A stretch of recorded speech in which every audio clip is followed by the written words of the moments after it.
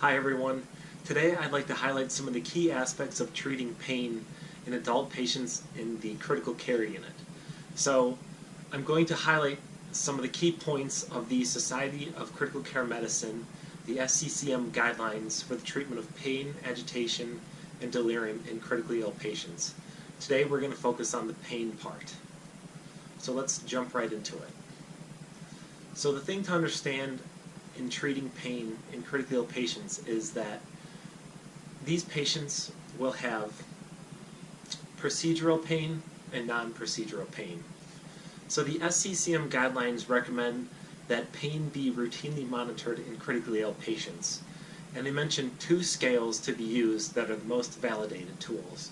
So one of those tools is called the Behavioral Pain Scale, and the Critical Care Pain Observation Tool are the most reliable and validated tools to use for monitoring pain in medical patients, postoperative patients, and trauma patients, with the exception of brain injury patients.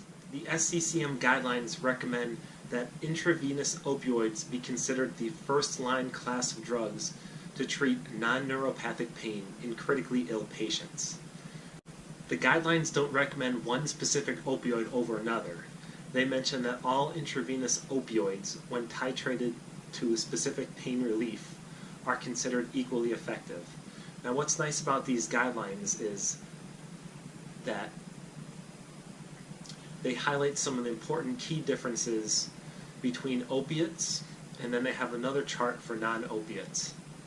So they discuss the onset of action, the duration, the elimination, and as well as other key factors, pharmacodynamically and pharmacokinetically. The guidelines also make mention to the fact that non-opioids should be utilized to decrease the amount of opioids used. For treating neuropathic pain, the guidelines mention utilizing gabapentin and carbamazepine with or without opioids. Some of the most common opioids from my experience that I have utilized, definitely by far, is fentanyl, whether it be fentanyl as needed or fentanyl drips.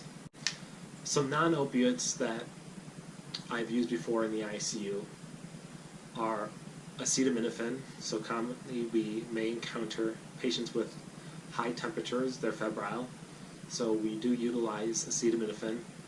A little less commonly we do use non-steroidal anti-inflammatory drugs such as IV Toradol or ibuprofen. You have to be careful with utilizing NSAIDs in critically ill patients, because if there is any sort of bleeding diatheses, you may not want to use NSAIDs. If there is some sort of acute kidney injury, again, using NSAIDs may not be the best choice. And one thing to consider always when utilizing Tylenol are the patient's liver function tests as well. So like I said, what's nice about these guidelines is that they have a chart in there that compares pharmacodynamic and pharmacokinetic differences among the opiates. So they do discuss fentanyl, hydromorphone, morphine, methadone, as well as remifentanil. In the non-opioid chart, they discuss the pharmacology of acetaminophen, ibuprofen, ketamine, carbamazepine, gabapentin, and Toradol. So one of the questions that's highlighted in the pain section of the SCCM guidelines for pain, agitation, and delirium is the question, should vital signs be used alone for monitoring pain?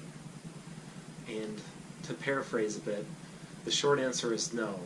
Really, vital signs should be used as a cue to seek further assessment of the pain of the patient.